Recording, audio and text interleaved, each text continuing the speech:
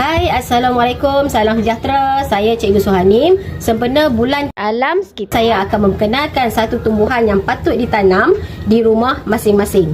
Tumbuhan tersebut ialah halia.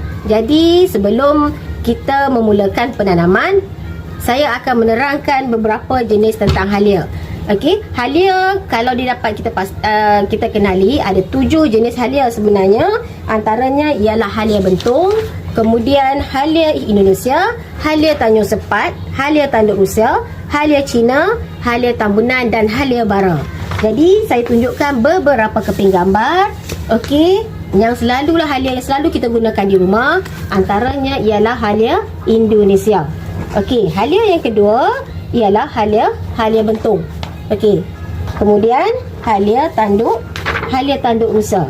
Ini adalah halia-halia yang kita gunakan dalam kehidupan kita seharian ataupun kita gunakan untuk memasak ataupun dalam bidang perubatan. Okey, di sini saya sediakan satu penerangan ringkas tentang penanaman halia. Dalam ini saya dah terangkan apakah khasiat-khasiat halia dan juga saya ada terangkan jenis-jenis halia dan apakah kegunaan ataupun produk yang boleh digunakan dalam menggunakan halia. Okey, saya akan terangkan tentang cara-cara penanaman halia. Okey, kita memerlukan yang pertama sekali tanah. Kita boleh beli di pasaran. Okey, tanah campuran. Kemudian bekas untuk menanam. Okey, kemudian sedikit air.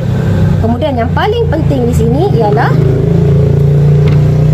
ini adalah halia yang kita tak gunakan. Okey, jadi sekiranya kita tak gunakan halia akan jadi macam inilah, dia akan kering. Jadi untuk memanfaatkan halia ataupun untuk memastikan tumbuhan halia tersebut tidak jadi macam begini, kita buatlah penanaman di rumah kita. Kita boleh menggunakan pasu dan sebagainya. Yang pertama sekali, kita mesti untuk penanaman halia, kita mesti mengambil halia. Okey, kalau yang paling mudah, kita ambillah halia yang sudah bertunas. Struktur halia kita panggil sebagai rhizome. Okey, rhizome ni lah kita akan tanam dia. Okey, kemudian yang paling penting untuk penanaman dia, yang paling mudah untuk naik sekiranya sudah ada mata tunas. Okey, contohnya di sini.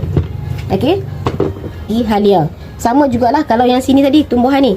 Yang ni saya dah tanam selama lebih kurang dalam 3 minggu, dia macam ni struktur halia. Jadi penanaman dia kita mudah sahaja.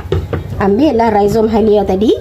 Kemudian kita cuma masukkan tanah yang kita ambil kita beli daripada kedai.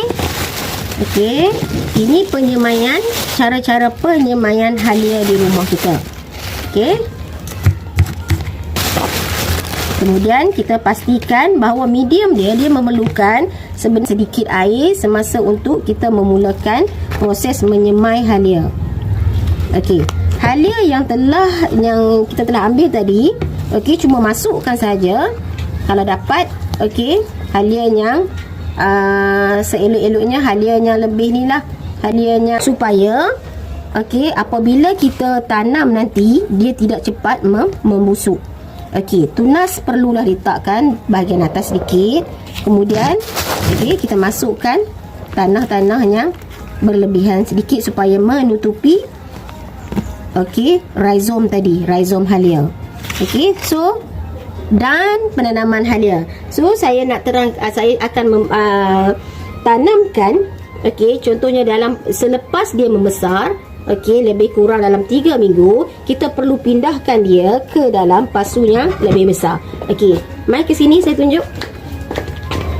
Okey, kita pindahkan ke dalam pasu yang besar. Sama juga, memerlukan tanah yang lembap. Okey, tetapi tidaklah mengandungi air yang terlalu banyak.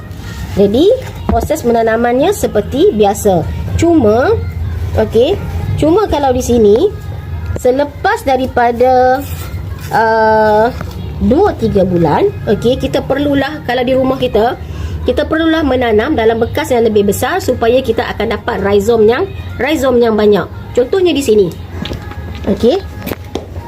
Untuk pokok halia yang ni saya sudah tanam selama lebih kurang 4 ataupun 5 bulan. Okey, cuba boleh lihat di sini. Bagaimanakah rhizome dia? Okey, so rhizome dia akan naik ke atas. Okey, rhizome halia akan naik ke atas. Okey. Puan-puan boleh lihat di sini. Okey, rhizome halia sudah naik ke atas. Kita hanya memerlukan sedikit tanah. Okey, untuk menutupi sebahagian daripada rhizome halia yang timbul. Okey. Jadi kalau diikutkan, ini sudah boleh dituai, iaitu halia muda. Sekiranya kita nak untuk mendapatkan halia yang lebih tua, kita perlulah membiarkan pokok halia ini kira-kira selama 8 bulan. Barulah kita dapat tuai halia tersebut, yang mana bahagian atas daun-daun ini dia akan menjadi kering. Barulah kita dapat tuai halia yang lebih tua dan lebih sedap dimakan lah. Okey. Okey, itu saja untuk penanaman satu guru satu pokok.